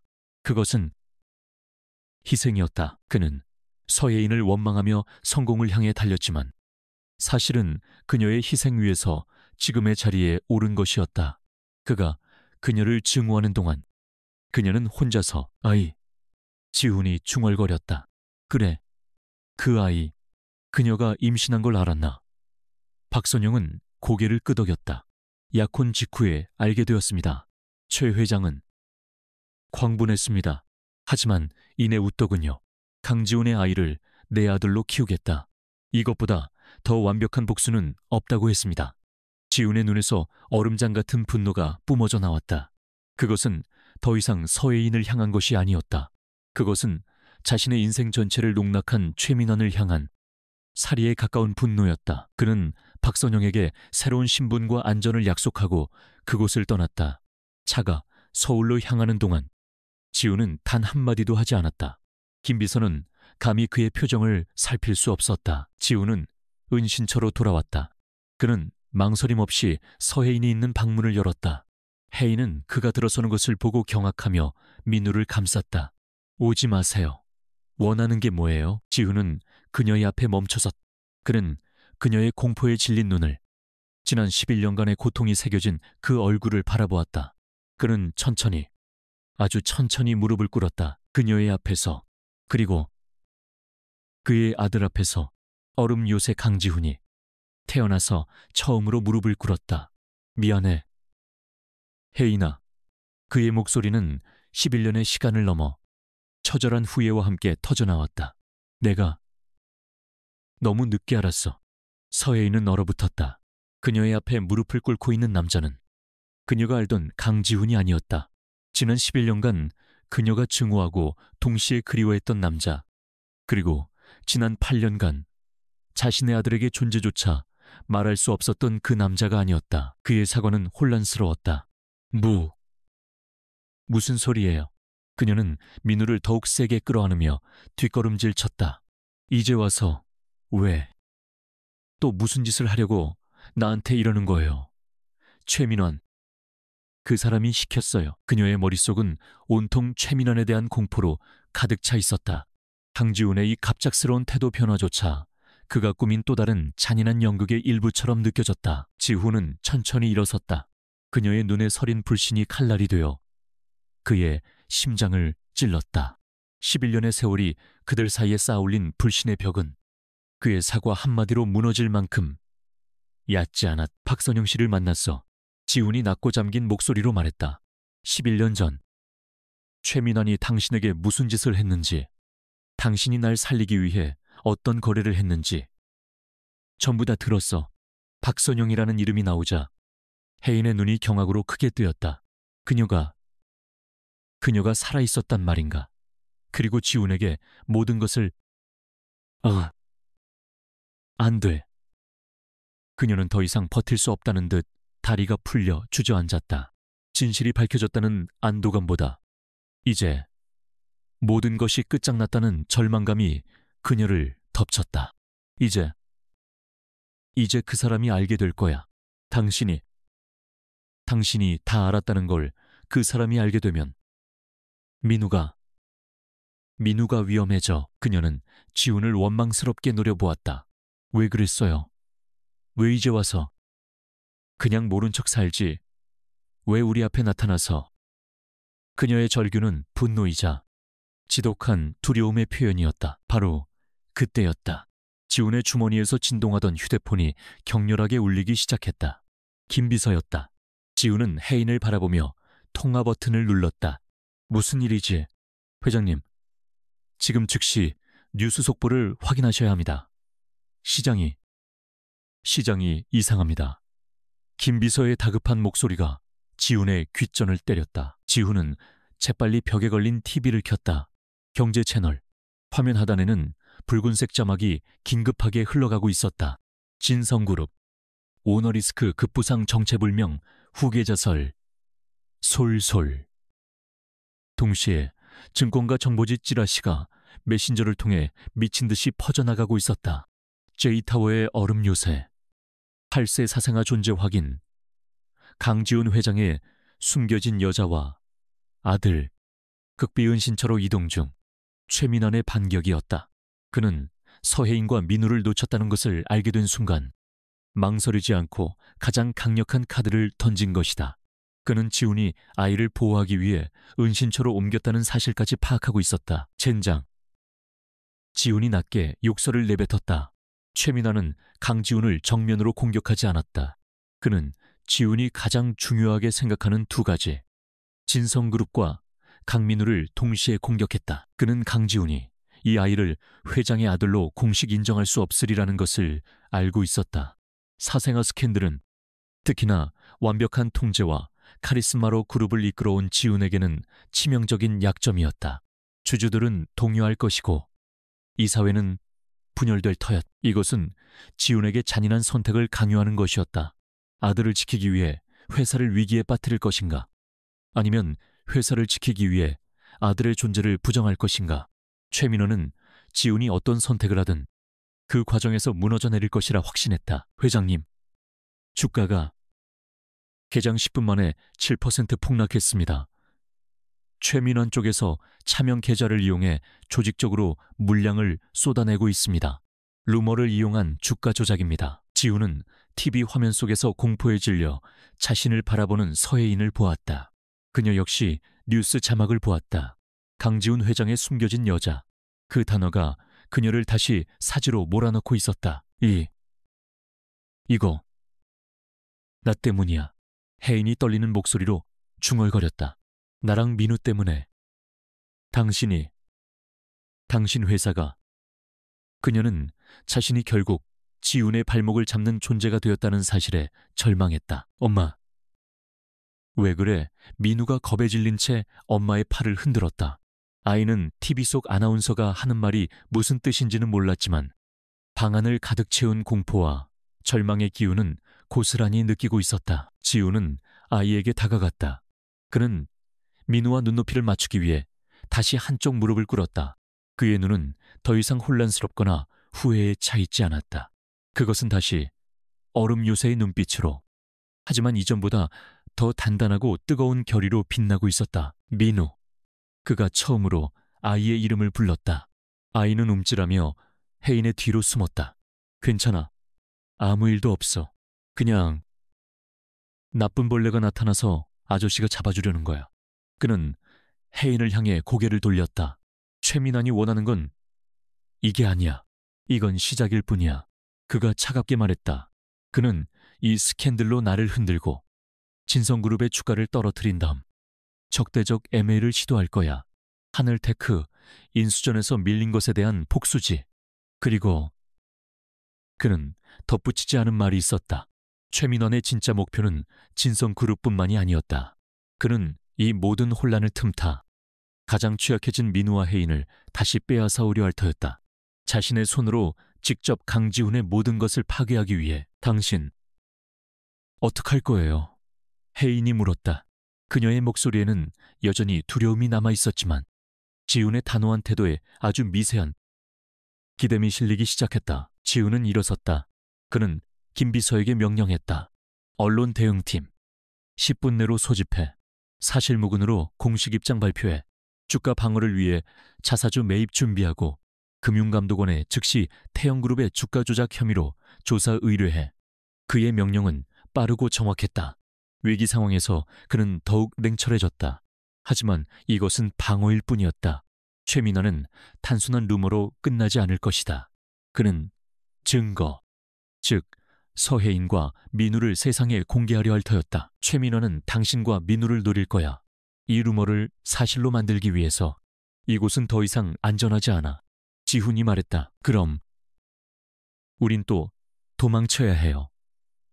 8년간의 도피 생활, 그것은 그녀의 삶 자체였다. 지훈은 그녀를 정면으로 바라보았다. 그의 눈은 흔들리지 않았다. 아니, 그가 단호하게 말했다. 다시는 도망치지 않아. 당신도, 민우도. 그는 자신의 가장 깊고 안전한 요새, 제이타워의 펜트하우스로 그들을 옮길 준비를 했다. 동시에 그는 반격을 준비해야 했다. 최민환은 내가 약점을 잡혔다고 생각하겠지. 지훈이 창밖에 분주한 도시를 내려다보며 중얼거렸다. 그는 틀렸어. 그는 내 약점을 잡은 게 아니야. 내가 그를 완전히 파괴해야 할 이유를 만들어준 거지.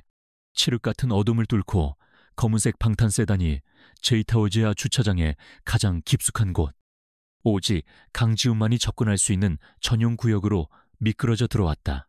강지훈은 뒷좌석에서 곤히 잠든 민우를 조심스럽게 안아들었다. 낯선 이동과 긴장에 지친 아이는 그의 품에서 색색거리는 숨을 내뱉었다. 서예인은 넋이 나간 사람처럼. 그러나 민우의 작은 손가락은 놓지 않으려 애쓰며 차에서 내렸다.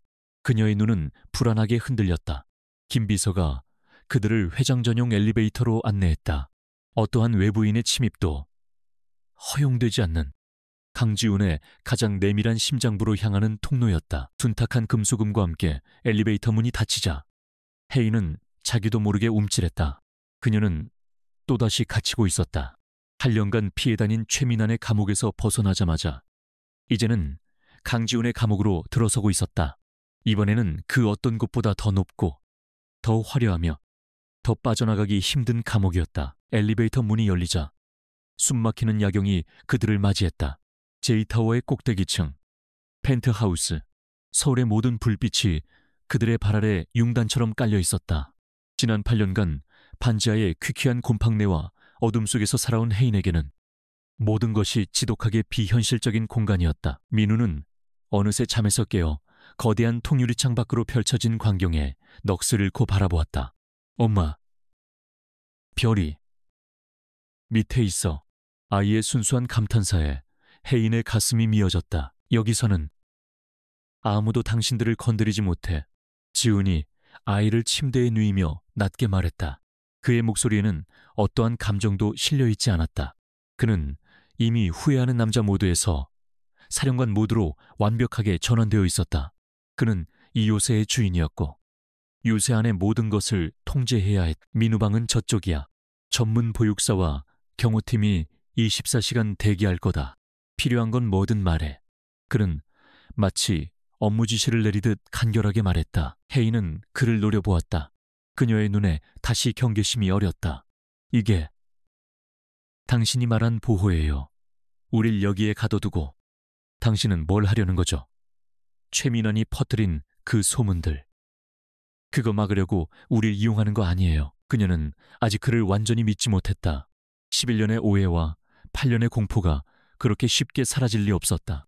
그녀는 지훈의 성공을 위해 희생했지만 지금의 그는 그녀가 알던 따뜻한 지훈 씨가 아니라 모두가 두려워하는 강 회장이었으니까. 지훈은 대답 대신 펜트하우스 한쪽에 연결된 거대한 서재로 향했다. 그곳은 이미 완벽한 전쟁지휘본부 워룸으로 변해 있었다.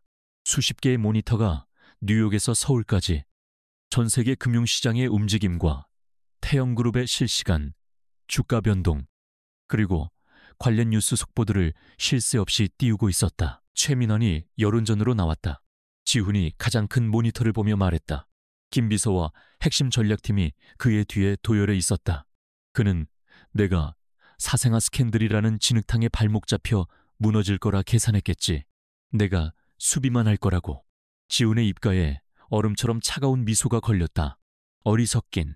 그는 더 이상 방어하지 않았다. 최민환이 자신에게 가장 소중한 것을 건드린 이상 그는 자비 없는 전면전을 선택했다.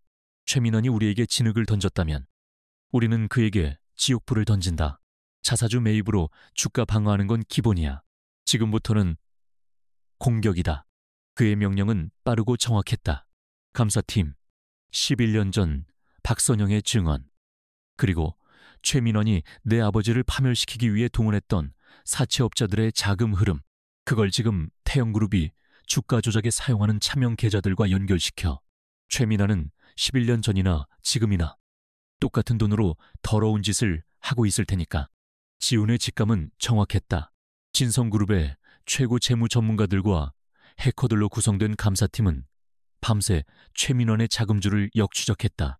그리고 경악할 만한 사실을 발견했다. 최민환은 11년 전 지훈의 아버지를 협박했던 그 비자금을 여러 페이퍼 컴퍼니를 통해 세탁한 후 태영건설의 핵심 프로젝트 자금으로 사용하고 있었다. 찾았습니다. 회장님, 새벽 4시 김 비서가 흥분된 목소리로 보고했다. 최민환의 비자금 창구, 태영건설의 자회사인 TY 로지스틱스입니다.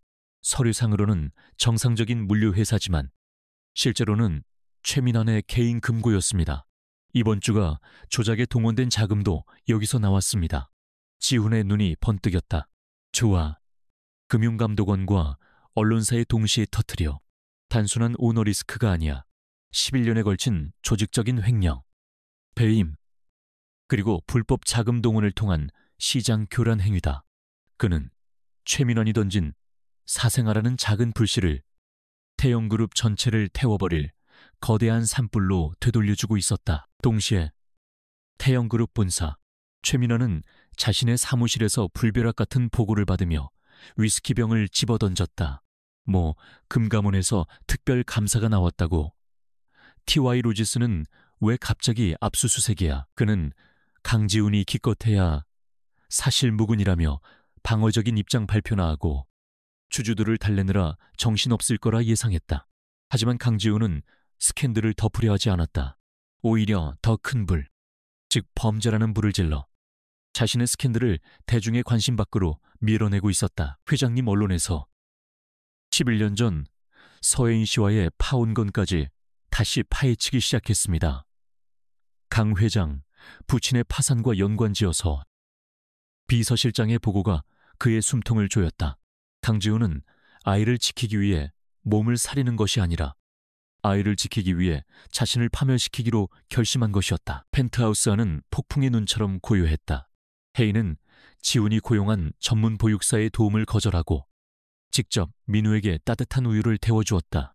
민우는 낯선 환경과 값비싼 장난감들에 겁을 먹었지만 조금씩 호기심을 보이기 시작했다. 엄마, 저 아저씨 아까 TV에 나왔어. 나쁜 사람이래. 혜인의 가슴이 철렁했다. 그녀는 아이가 뉴스를 본 것을 몰랐다. 아니야, 민우야. 그냥 아저씨야. 그녀는 아이에게 이 복잡한 상황을, 저 남자가 내 아빠라는 사실을 어떻게 설명해야 할지 몰랐다. 그때 서재에서 나온 지훈이 그들의 대화를 들었다. 그는 잠시 멈춰 섰다. 자신의 핏줄, 그토록 닮은 자신의 아들이 자신을 TV에 나온 나쁜 아저씨라고 불렀다. 씁쓸함이 그의 목을 조였다. 그는 민우에게 다가갔다. 아이는 반사적으로 혜인의 등 뒤로 숨었다. 8년 만에 만난 아들의 첫 반응은 공포였다. 지훈은 서툴게 손을 내밀었다. 민우. 강민우. 이름. 좋다. 그것이 그가 11년간 복수와 성공만을 위해 달려온 남자가 할 수 있는 최선의 표현이었다. 전쟁의 공은 다시 최민환에게로 넘어갔다. 비즈니스 공격으로 궁지에 몰린 그는 더욱더 악랄하고 원초적인 수를 선택했다. 그는 자신의 모든 것을 잃게 생겼다고 판단했다.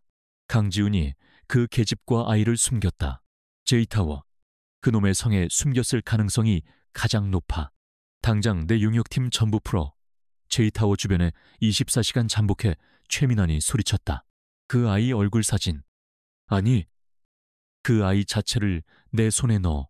강지훈, 그놈이 날 이기려면 지 아들 목숨을 걸어야 할 테니까. 최민환의 사설 용역들이 제이타워 주변에 잠복하기 시작했다. 특수 제작된 망원 렌즈가 펜트하우스의 모든 창문을 샅샅이 훑었다. 지훈의 보안팀이 즉각 그 움직임을 감지했다. 회장님, 제이타워 주변 500m 반경에 태영 쪽 쥐새끼들이 최소 20명 이상 깔렸습니다. 적용용 렌즈까지 동원됐습니다. 지훈은 보고를 받으며 통유리창 밖을 내려다보았다.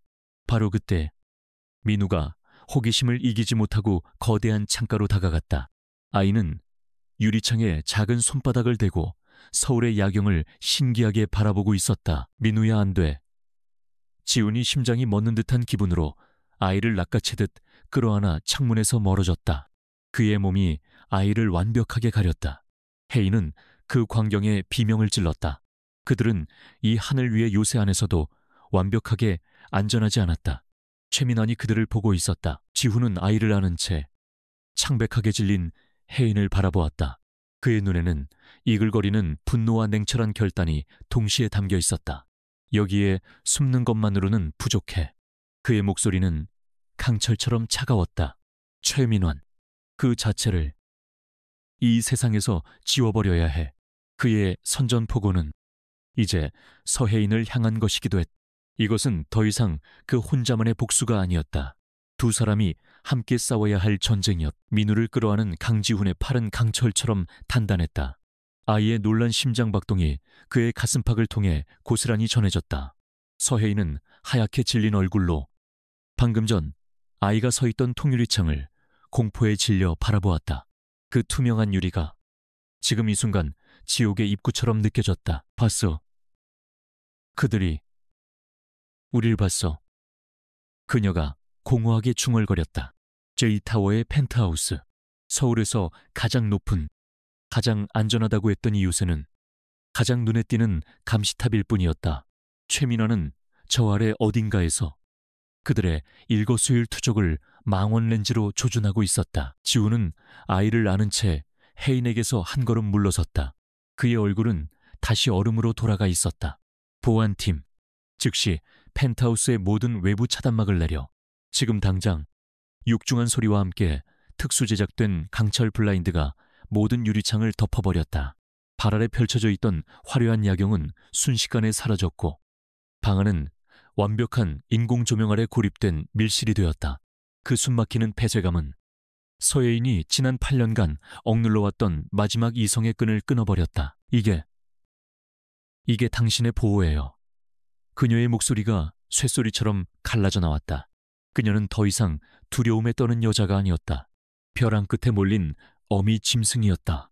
우릴 이 황금 세장에 가둬서 저격수들의 표적으로 만드는 게 당신의 방식이냐고. 지우는 민우를 바닥에 내려놓고 아이를 혜인 쪽으로 부드럽게 밀었다. 혜인아, 진정. 당신이 감히 나한테 진정하라는 말을 해. 그녀가 지훈의 가슴을 주먹으로 내리쳤다. 솜방망이 같은 타격이었지만 그 안에는 8년의 울분이 담겨 있었다.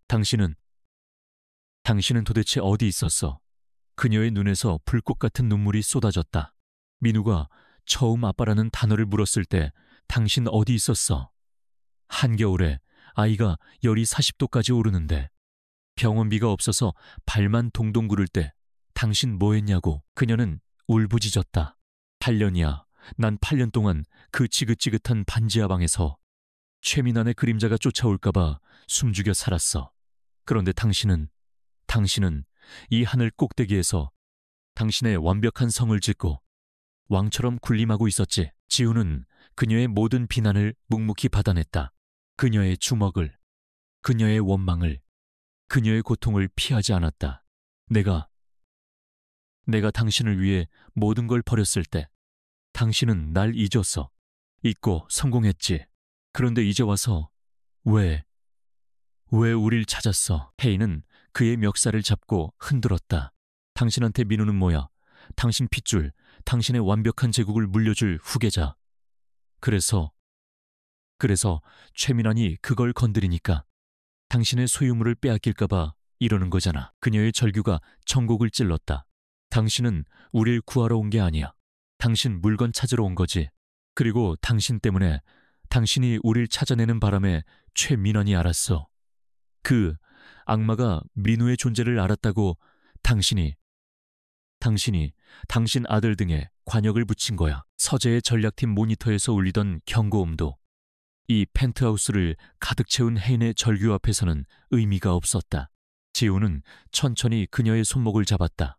그의 손은 더 이상 차갑지 않았다. 맞아. 그의 목소리는 깊은 죄책감으로 갈라져 있었다. 혜인은 자신의 귀를 의심했다. 당신 말이 다 맞아. 지훈은 그녀의 눈을 피하지 않았다. 난 11년간 이 성을 쌓았어. 배신감 위에서, 분노를 연료 삼아서 내가 버림받았다고 생각했던 그 고통이 날 여기까지 밀어올렸지. 그는 고개를 숙였다. 처음으로 이 남자에게서 무력감을 보았다. 난 돌아보지 않았어. 진실을 알려고 하지 않았어. 당신이 날 배신했다는 그 거짓말을 믿는 게 차라리 편했으니까. 그게 내 성공의 명분이 되어줬으니까. 그는 숨을 깊게 들이마셨다. 어제 빗속에서 민우를 처음 봤을 때 난 아들을 본 게 아니었어. 내 통제를 벗어난 변수. 내 인생의 오점. 그렇게 생각했어. 지우는 잠시 말을 멈추고 두려움에 질려 구석에 서 있는 민우를 바라보았다.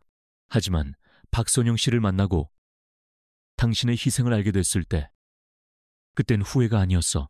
그건 수치심이었어. 그가 다시 혜인을 바라보았다.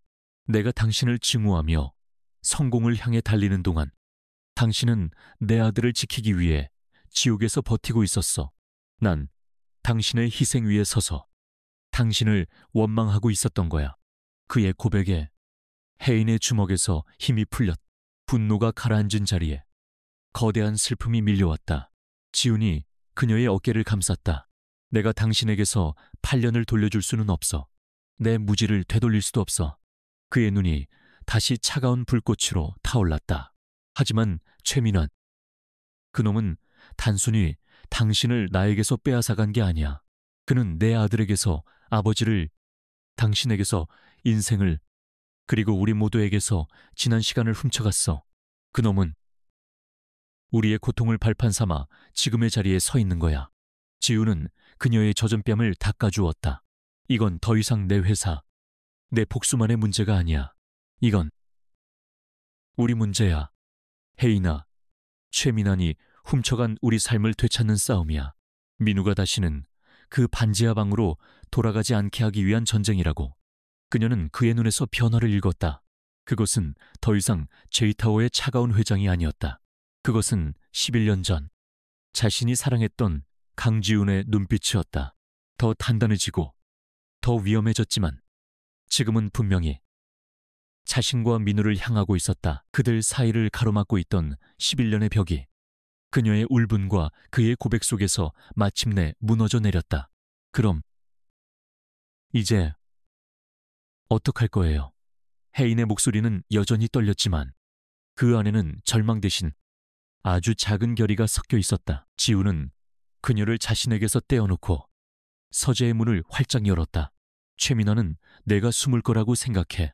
이 스캔들을 덮기 위해 당신과 민우를 평생 그림자 속에 감출 거라고. 그가 펜트하우스를 감싸고 있던 모든 차단막을 다시 열어젖혔다. 눈부신 서울의 야경이 다시 그들을 덮쳤다. 그놈이 틀렸어. 지훈이 통유리층 앞에 당당히 섰다. 저 아래 어딘가에 있을 저격수의 렌즈를 정면으로 마주하며 그는 자신의 가장 큰 실수가 뭔지 아직 몰라. 그는 내 아들을 건드렸어. 그는 혜인을 돌아보았다. 최민환이 진흙탕 싸움을 원한다고 좋아. 그가 원하는 증거를 온 세상에 보여줄 거야.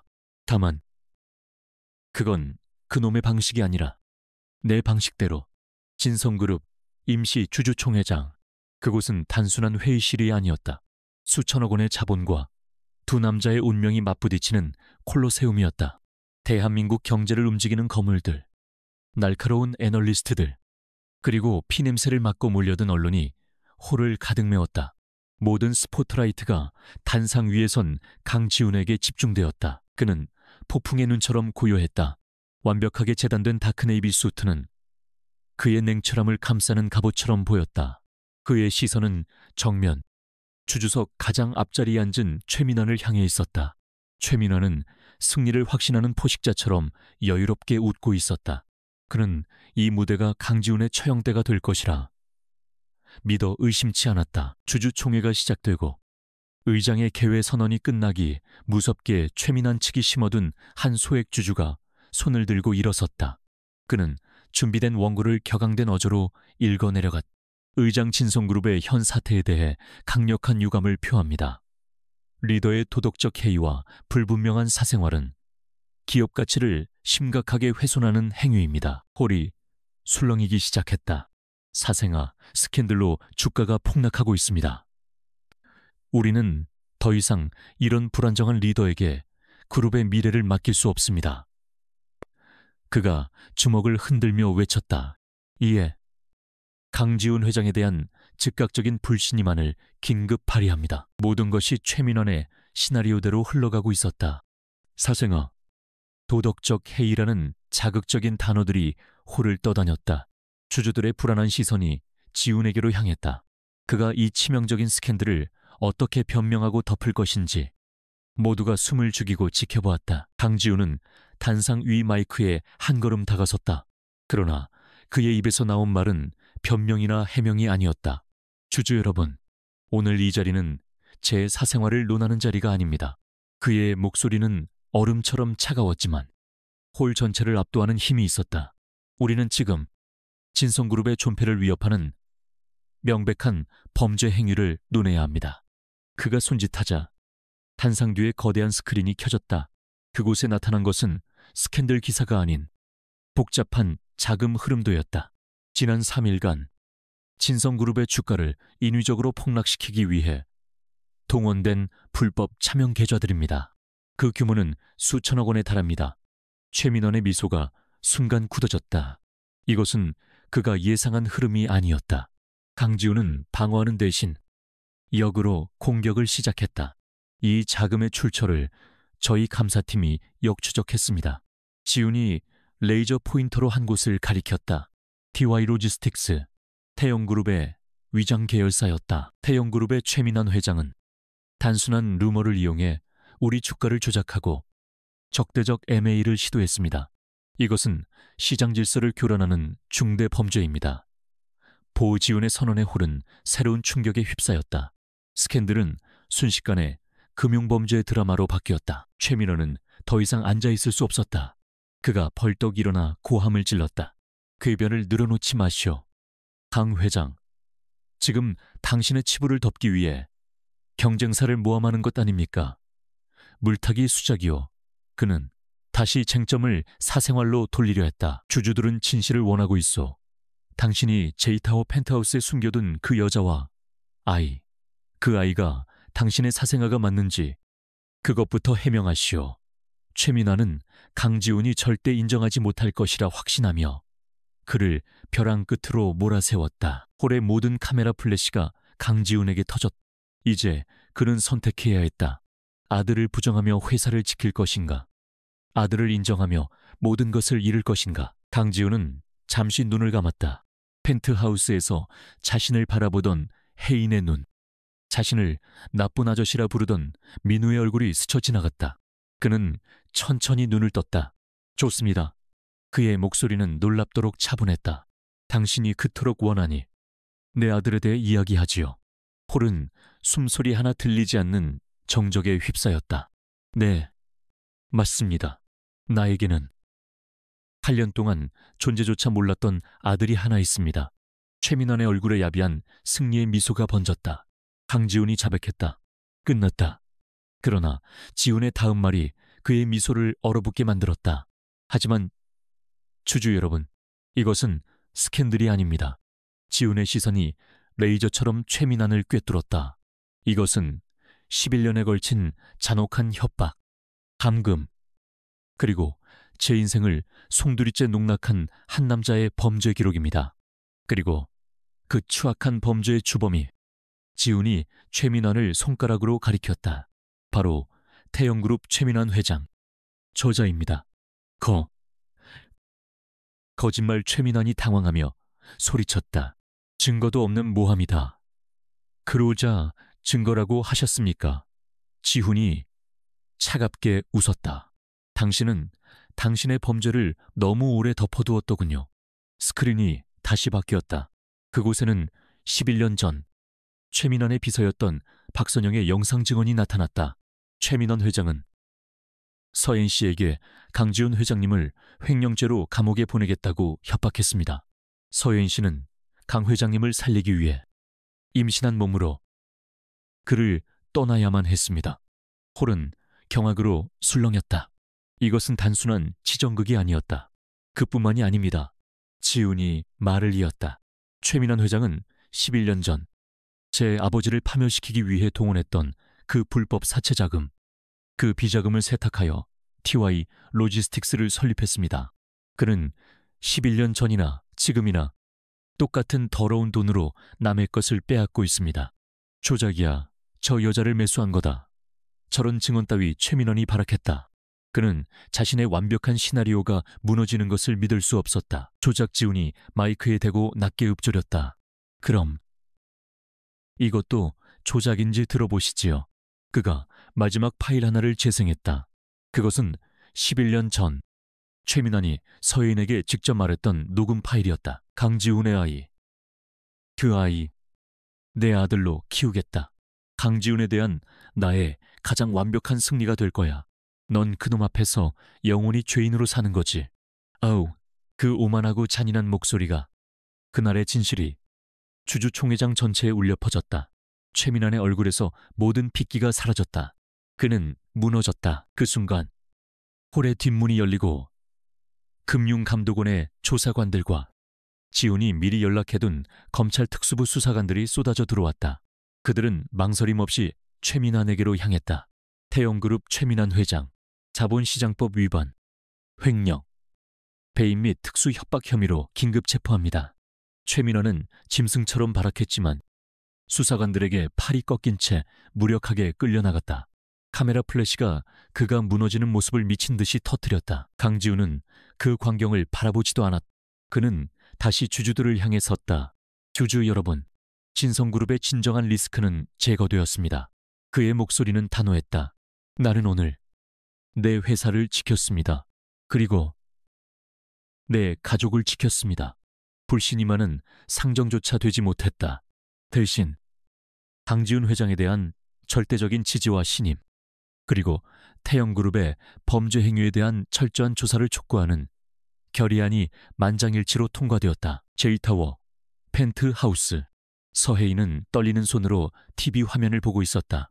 최민환이 끌려나가는 모습, 그리고 단상 위에 홀로 우뚝 선 지훈의 모습을 그녀는 8년 만에 처음으로 공포가 아닌 다른 이유로 눈물을 흘리고 있었다. 민우가 그녀의 손을 잡았다. 엄마. 울어 혜인은 아이를 끌어안고 고개를 끄덕였다. 응. 괜찮아. 민우야. 이제 다 끝났어. 폭풍이 지나간 후의 고요함은 때때로 폭풍 그 자체보다 더 무겁게 다가온다. 주주총회장을 빠져나온 강지훈은 제2타워로 돌아오는 차 안에서 단 한마디도 하지 않았다. 김비서는 감히 룸미러로 그의 표정을 살피지 못했다. 그는 승리했지만 그 승리는 너무나도 많은 상처와 과거의 파편들을 헤집어 놓은 뒤에 찾아왔다. 펜트하우스의 문이 열렸다. 서혜인은 TV 앞에서 꼼짝도 하지 않고 그를 기다리고 있었다. 화면 속에서는 여전히 최민환의 몰락과 강지훈의 승리를 대서특필하고 있었다. 그녀는 천천히 고개를 돌렸다. 그녀의 눈은 더 이상 공포나 원망으로 떨리지 않았다. 그저 지독한 피로감과 모든 것이 끝나버렸다는 공허함만이 남아있었다. 지훈은 넥타이를 거칠게 풀어 소파에 던졌다. 그의 갑옷이 해제되는 첫 번째 순간이었다. 그는 침실을 힐끗 보았다. 민우가 낯선 침대에서. 하지만 8년 만에 처음으로 편안하게 잠들어 있었다. 괜찮아. 지훈이 겨우 입을 열었다. 그의 목소리는 며칠간의 전투로 완전히 쉬어 있었다. 혜인은 대답 대신 그에게 다가와 그의 뺨에 난 작은 상처를 손가락으로 가만히 쓸었다. 어젯밤 서재에서 꼬박밤을 새우다 면도기에 베인 상처였다. 아파. 그녀가 물었다. 그것은 그의 뺨에 난 상처가 아니라 지난 11년간 그가 짊어져온 모든 고통에 대한 질문이었다. 지훈은 그녀의 손을 잡았다. 미안해. 그가 다시 말했다. 이번에는 과거에 대한 사과가 아니었다. 당신과 민우를 온 세상의 구경거리로 만들어서 미안해. 당신을 다시 그 지옥 같은 기억 속으로 밀어넣었어. 혜인은 고개를 저었다. 그녀의 눈에서 눈물이 흘렀지만 그것은 더 이상 뜨겁지 않았다. 당신이 해야 할 일을 한 거예요. 그녀가 그의 손을 마주 잡았다. 우리가 다시는 도망치지 않게 하려고 그 지긋지긋한 그림자를 영원히 없애버리려고. 난 알아요. 그들은 말이 없었다. 그 어떤 화려한 언어도 지난 11년의 세월과 방금 전의 승리, 그리고 앞으로 그들이 마주할 미래의 무게를 담아낼 수 없었다. 그들은 그저 폭풍의 눈 속에서 살아남은 두 사람으로서 서로의 존재를 확인할 뿐이었다. 몇 주가 흘렀다. 대한민국은 태영 게이트로 발칵 뒤집혔다. 최민환의 몰락은 단순한 CEO의 퇴진이 아니었다. 11년에 걸친 그의 범죄 행각, 정계와 재계를 아우른 불법 로비, 그리고 서혜인과 민우를 향한 비인간적인 행위들이 연일 폭로되었다. 태영그룹은 공중분해되었고 법의 심판을 받게 되었다. 반대로 진성그룹의 주가는 연일 상한가를 쳤. 강지훈은 부도덕한 라이벌의 스캔들에 휘말린 피해자가 아니라 그 거대한 부패의 고리를 자신의 모든 것을 걸고 끊어낸 정의로운 심판자로 재평가받았다. 사생아 스캔들은 어느새 부성애로 악을 이긴 영웅의 서사로 바뀌어 있었다. 지훈은 이 기회를 놓치지 않았다. 그는 무너진 태영의 핵심 자산들을 냉철하게 흡수했다. 그것은 탐욕이 아니었다. 11년 전 최민원이 자신의 아버지에게서 빼앗아갔던 모든 것을 되찾아오는 완벽한 복수의 마침표였다. 그는 시장을 뒤흔들었지만 결국 더 강력한 질서로 시장을 재편했다. 제이타워의 얼음 요새는 그 어느 때보다 견고해 보였다. 하지만 그 요새의 주인은 변하고 있었다. 지훈은 보고서를 검토하다 말고 책상 한편에 노인 사진을 바라보았다. 그가 몰래 찍은 민우의 자는 모습이었다. 그는 더 이상 자정까지 일하지 않았다. 그는 펜트하우스의 거실 바닥에 앉아있는 자신을 발견했다. 그의 앞에는 최고급 원목으로 만든 로봇 장난감과 태블릿 PC, 그리고 색종이 몇 장이 흩어져 있었다. 민우는 여전히 그를 경계했다. 그에게 아빠는 여전히 낯설고 두려운 단어였다. 지우는 수백억짜리 계약서에 사인하던 손으로 서툴게 종이 비행기를 접었다. 11년 전 해인과 대학 도서관에서 몰래 접어 날리던 기억을 더듬었다. 그가 접은 비행기는 볼품없이 바닥으로 곤두박질 쳤다. 민우가 그 모습을 가만히 지켜보더니 작은 손으로 다가와 지훈이 접은 비행기의 날개를 다시 매만졌다. 아저씨, 여기를 이렇게 접어야 멀리 날아가요. 아이가 작은 목소리로 말했다. 지훈은 순간 숨을 멈췄다. 아이가 그에게 먼저 말을 걸었다. 두 사람의 서툰 종이 비행기가 거실을 가로질렀다. 혜인이 그 모습을 지켜보며 조용히 웃고 있었다. 지훈은 깨달았다. 이것이 그의 진짜 승리였다. 최민원을 무너뜨린 것이 아니라 이 작은 아이의 경계심을 무너뜨린 이 순간이 혜인 역시 자신을 되찾고 있었다. 지훈은 그녀에게 제이타워의 지분 일부와 거액의 위자료를 제시했다. 그녀가 겪은 고통에 대한 보상이었다. 하지만 혜인은 거절했다. 난 당신의 트로피나 부속품이 되고 싶지 않아요. 그녀는 지훈의 그림자 속에서 혹은 민우 엄마로만 살기를 거부했다. 그녀는 11년 전 포기해야 했던 자신의 꿈, 아동심리 상담 공부를 다시 시작하고 싶다고 했다. 지훈은 그녀의 결정을 존중했다. 그는 그녀를 보호하는 대신 지지하기로 했다. 그는 그녀의 이름으로 작은 재단을 설립했다. 8년간의 그녀처럼 어두운 곳에서 홀로 아이를 키우는 미혼모들을 돕는 재단이었다. 몇 달이 지난 눈부시게 화창한 봄날이었다. 지독했던 빗줄기는 흔적도 없이 사라졌다. 서울 외곽의 한적한 공원, 얼음 요새의 주인 강지훈은 그곳에 없었다. 대신 짙은색 스웨터와 면바지를 입은 한 남자, 강지훈이 있었다. 그는 웃고 있었다. 온몸으로, 진심으로. 민우가 그의 목을 끌어안고 더 높이 더 높이라고 소리치고 있었다. 지훈이 민우를 그네에 태워 힘껏 밀어줄 때마다 아이의 웃음소리가 공원에 울려 퍼졌다. 8년간 단 한 번도 마음 편히 웃어본 적 없던 아이였다. 서혜인이 벤치에 앉아 그 모습을 바라보고 있었다. 그녀의 얼굴에는 더 이상 8년간의 공포나 경계심이 남아있지 않았다. 따뜻한 햇살 아래 그녀는 마침내 평화를 찾은 사람의 미소를 짓고 있었다. 그녀는 더 이상 주위를 두리번거리지 않았다. 지훈이 숨을 고르며 그녀의 옆자리에 앉았다. 그는 아무 말 없이 혜인의 손을 잡았다. 그들은 많은 말이 필요하지 않았다. 그들의 시선은 행복하게 뛰어노는 한 아이, 그들의 아들에게 고정되어 있었다. 비 그친 것 같아. 혜인이 11년 전의 그날처럼. 하지만 전혀 다른 의미로 속삭였다. 지훈은 잡은 손에 힘을 주며 고개를 끄덕였다. 응. 지독하게 길었던 장마가 드디어 끝났어. 제이타워 최고층. 강지훈의 집무실. 그의 거대한 책상 위에는 더 이상 복잡한 서류 더미가 쌓여 있지 않았다. 그 자리에는 액자 하나가 놓여 있었다. 2장 9절에서 민우가 그렸던 용이 지키는 성, 그리고 그 안에서 웃고 있는 엄마와 아이의 그림이었다. 지훈은 마지막 결제 서류에 사인을 했다. 김비서, 오늘 오후 스케줄 전부 취소해. 회장님.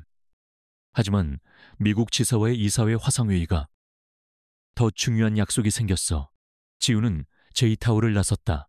발 아래 펼쳐진 거대한 제국은 여전히 그의 것이었지만 이제 그의 시선은 그곳에 머무르지 않았다.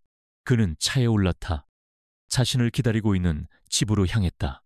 비오는 거리에서 시작되었던 한 남자의 충격적인 고백은 화창한 봄날의 공원에서 마침내 완전한 가족이라는 이름으로 완성되었다.